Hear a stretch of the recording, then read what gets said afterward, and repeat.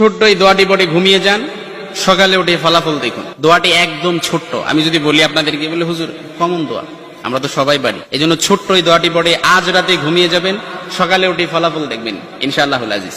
আপনি মাথা থেকে বোঝা নামিয়ে ফেললে যেরকম হালকা হয়, আপনি এরকম হালকা মনে করবেন।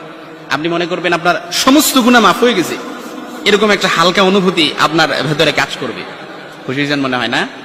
এজন্য আমরা যদি ছোট্ট এই দোয়াটি পড়ে আজ রাতে ঘুমাতে পারি, সকালে উঠে ফলাফল দেখবো ইনশাআল্লাহুল আজিজ।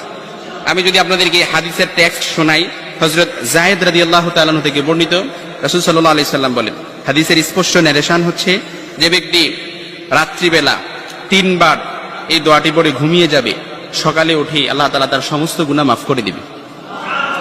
সুবহানাল্লাহ বাড়িতে যায় বললেন। এই জন্য আজ রাতেই যদি এই দোয়াটি পড়ে ঘুমাতে পারেন, সকালে উঠে ফলাফল দেখবেন ইনশাআল্লাহুল আজিজ।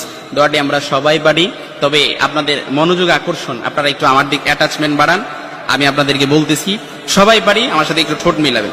আস্তাগফিরুল্লাহাল্লাযী লা ইলাহা ইল্লা হুয়াল হাইয়ুল কাইয়্যুম ওয়া আতুবু ইলাইহি লা হাওলা ওয়ালা কুওয়াতা ইল্লা বিল্লাহিল আলিয়্যিল আযীম।